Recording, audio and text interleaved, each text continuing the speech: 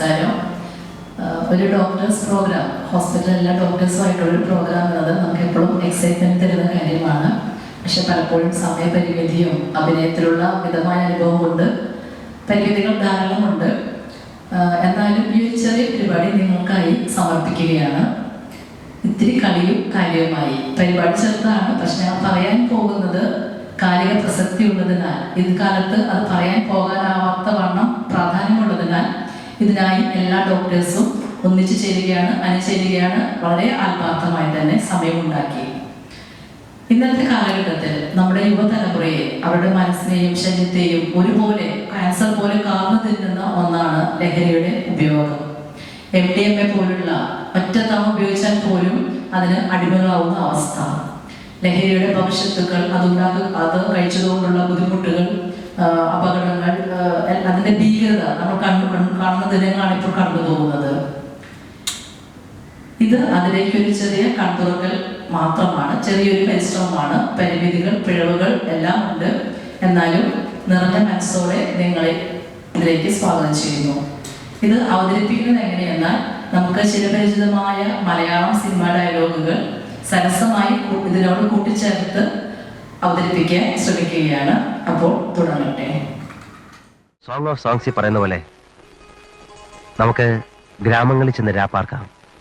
അതികാലത്ത് എഴുന്നേറ്റ് മുന്തിരിത്തോട്ടങ്ങളിൽ പോയി മുന്തിരി വള്ളി തളിർത്ത് പൂവിടുകയും മാതള നാരകം പൂക്കുകയും ചെയ്തുവോ നോക്കാം.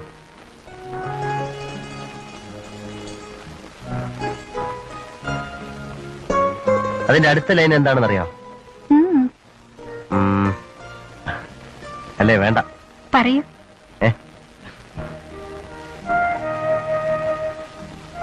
പോയി ബൈബിൾ എടുത്ത് വെച്ച് നോക്ക്.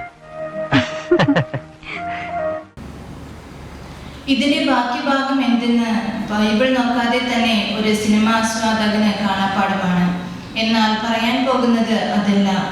ഇതിനേക്കാൾ മധുരമായി പറഞ്ഞും ചിരിപ്പിച്ചും വ്യാജമായി ഇഷ്ടം പ്രകടിപ്പിച്ചും പ്രലോഭിപ്പിച്ചും ആൺപെൺ വ്യത്യാസങ്ങളൊന്നുമില്ലാതെ പലയിടങ്ങളിലേക്ക് കൊണ്ടുപോകാനും, മുന്തിരി ലഹരിയിലേക്കല്ല മറിച്ച് ജീവിതം നശിപ്പിക്കുന്ന മറ്റ് ലഹരികളിലേക്ക് കൊണ്ടുപോകുന്ന ഇത്തരം വിളികളെ നമ്മുടെ യുവജനത തിരിച്ചറിഞ്ഞ് അതിജീവിക്കേണ്ടതുണ്ട്.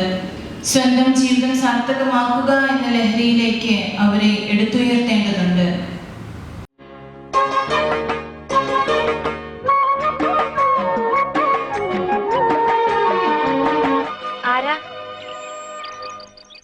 ആരാ? ചെവി കേക്കില്ലേ? ആരാന്ന്? ഞാനൊരു വഴിപോക്കനാ. ഇവിടെ ചുറ്റമ്പലത്തിൽ എന്താ കാര്യം? ഇത് പൊതുവഴിയല്ല. നമ്മൾ ആരാണാവോ? അതല്ലല്ലോ ഞാൻ ചോദിച്ചതിനുള്ള മറുപടി. ഇതെന്താണ്? കാവിലെ ഭഗവതി നേരിട്ട് പ്രത്യക്ഷപ്പെട്ടതാണോ? അതെ. അല്ലാന്ന് തോന്നാൻ മാഷ്ക്ക് ഭഗവതിയെ മുമ്പ് കണ്ട പരിചയമൊന്നുമില്ലല്ലോ. ഉവ്വോ? സത്യം. ആ ശ്രീത്വം വിളങ്ങുന്ന മുഖം, അഴിഞ്ഞു വീണ കേശഭാരം, വാക്കിലും നടപ്പിലും അനുഭവപ്പെടുന്ന ദൈവിക ഭാവം എന്നൊക്കെ പറയണെങ്കിലേ കണ്ണുപൊട്ടനായിരിക്കണം കാണുന്നവൻ. അതെ, എത്ര മനോഹര രൂപത്തിൽ വന്നാലും അത് തിരിച്ചറിഞ്ഞ് ലഹരിയുടെ മാസ്മരിക വലയത്തിൽപ്പെടാതെ കണ്ണു തുറന്ന് ചുറ്റും ശ്രദ്ധിക്കുക. നമ്മെ കീഴ്പ്പെടുത്താതിരിക്കാൻ ശ്രദ്ധിക്കുക. സ്വയം നിയന്ത്രണങ്ങളുടെ തമ്പുരാനായി മാറുക. താനാരാണെന്ന് തനിക്കറിയാമേലെങ്കിൽ താൻ എന്നോട് ചോദിക്ക്. താൻ ആരാണെന്ന് തനിക്ക് ഞാൻ പറഞ്ഞു തരാം. താൻ ആരാണ് എന്നിട്ട് ഞാൻ ആരാണെന്ന് എനിക്കറിയാമോ താൻ എന്നോട് ചോദിക്ക്. അപ്പൊ തനിക്ക് ഞാൻ പറഞ്ഞു തരാം താൻ ആരാണെന്നും നീ ടാസ്ക് ഞാൻ ആരാണെന്നും നീ ആരാണെന്നും നമ്മൾ ആരെന്നും എന്തെന്നുമൊക്കെ അറിയേണ്ട പ്രായത്തിൽ അതൊന്നും ശ്രദ്ധിക്കാതെ, നമ്മുടെ ലക്ഷ്യങ്ങളും കടമകളും എന്തെന്ന് ആലോചിക്കാതെ ലഹരിയുടെ തേന്മാവിൻ കൊമ്പുകളിൽ ജീവിതം ഹോമിക്കുന്ന യുവതയെ നമുക്ക് തിരിച്ചു വിളിക്കേണ്ടതുണ്ട്. എത്ര ദൂരത്തേക്ക് പോയാലും, എവിടെയൊക്കെ ലഹരിയുടെ മേച്ചിൽപ്പുറങ്ങൾ തേടിപ്പോയാലും നിർദ്ദിഷ്ട സ്ഥാനത്തേക്ക് തിരിച്ചെത്തിക്കേണ്ടതുണ്ട്, എത്ര യാത്ര ചെയ്യേണ്ടി വന്നാലും.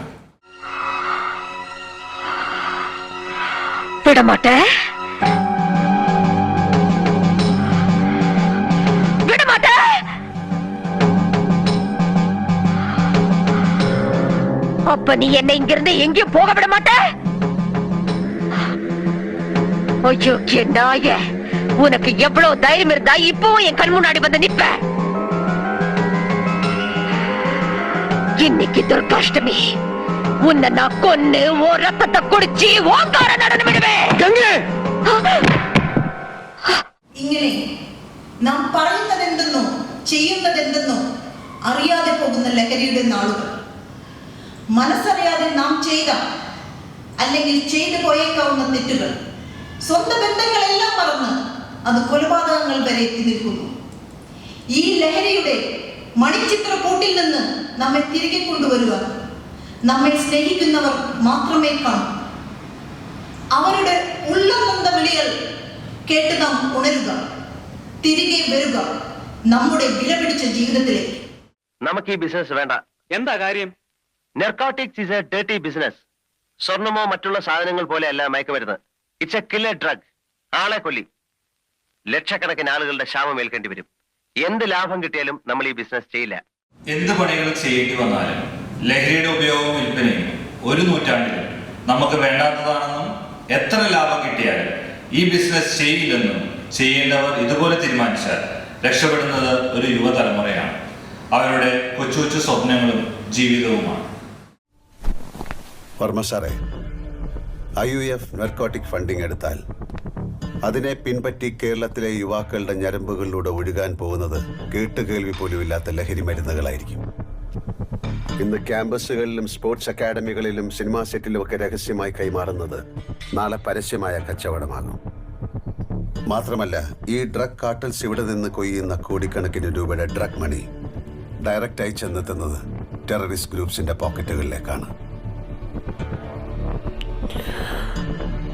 എന്നെ അറിയാവുന്നവരോട് ഞാൻ പണ്ടേ പറഞ്ഞിട്ടുണ്ട്, narcotics is a dirty business. അതെ, നമ്മെ അറിയാവുന്നവരോട്, നമുക്കറിയാവുന്നവരോട് ഇപ്പോഴും എപ്പോഴും ആർജവത്തോടെ ആത്മാർത്ഥതയോടെ ഉച്ചത്തിൽ പറഞ്ഞുകൊണ്ടിരിക്കുക, narcotics is a dirty business. ചെയ്ത തെറ്റിന് പരിഹാരം ചെയ്യാൻ വേണ്ടിയാണ് ഞാൻ വന്നത്. ആപത്തിൽ സഹായിക്കുന്നവരെ ഞാൻ ഒരിക്കലും മറക്കില്ല. എന്റെ ഓഫീസിലേക്ക് വിളിച്ചാൽ മതി. My phone number is 2255. ലഹരിക്കെതിരായ മുന്നണി പോരാളികളായ കേരള എക്സൈസ് വകുപ്പിനെ നമുക്കും സഹായിക്കാം. എവിടെയെങ്കിലും ലഹരി സംബന്ധമായ അക്രമങ്ങൾ നടന്നാൽ നമുക്ക് ഈ നമ്പറിൽ വിളിക്കാം. And their phone number is 9447178000. നിയമപരമായി അതിനെ നേരിടാൻ നമുക്കും ലഹരിക്കെതിരായ സേവ് കേരള എന്ന ലക്ഷ്യത്തിനായി ഒന്നു ചേരാം. സ്വന്തം ഐഡന്റിറ്റി വെളിപ്പെടുത്താതെ തന്നെ. നമ്മ ദാസപ്പൻ കുട്ടിയും രാജപ്പനും കുട്ടപ്പനും ഒക്കെ പറയുന്നു എന്റെ പെരുമാറ്റത്തിൽ എന്തെല്ലോ മാറ്റങ്ങളുണ്ടെന്ന്. ഡോക്ടർ ഒന്ന് നോക്കിക്കേ.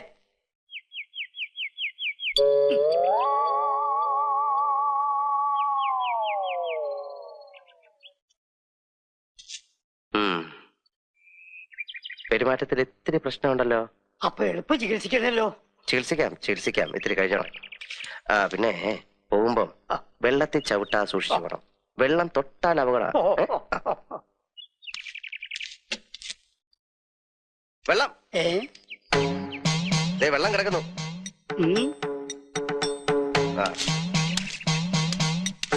വെള്ളം വെള്ളം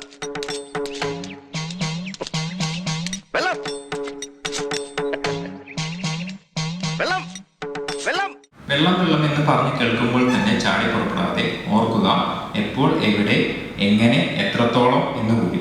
ചിയേഴ്സ് പറയുമ്പോൾ അത് റെസ്പോൺസിബിൾ കൂടിയാകട്ടെ. നമ്മെ സ്നേഹിക്കുന്നവരോടും നമ്മുടെ ചുറ്റിനുമുള്ളവരോടും നമ്മോട് തന്നെ റെസ്പോൺസിബിളായി വിവേകത്തോടെ നിന്ദനത്തോടെ മാത്രം ചിയേഴ്സ് പറയുക. തർക്കിക്കാൻ എനിക്കും സമയമില്ല. Before you make A decision, remember something.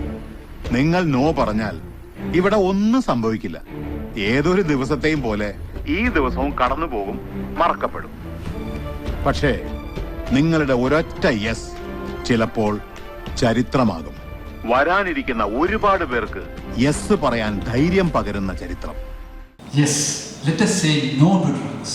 The most powerful drug for any human being is the love and care of another human being. Yes, in the traffic of our long journey of our lives, let us enjoy the love and company of our friends and our family. Yes, we shall not take alcohol or drugs. Say no to drugs.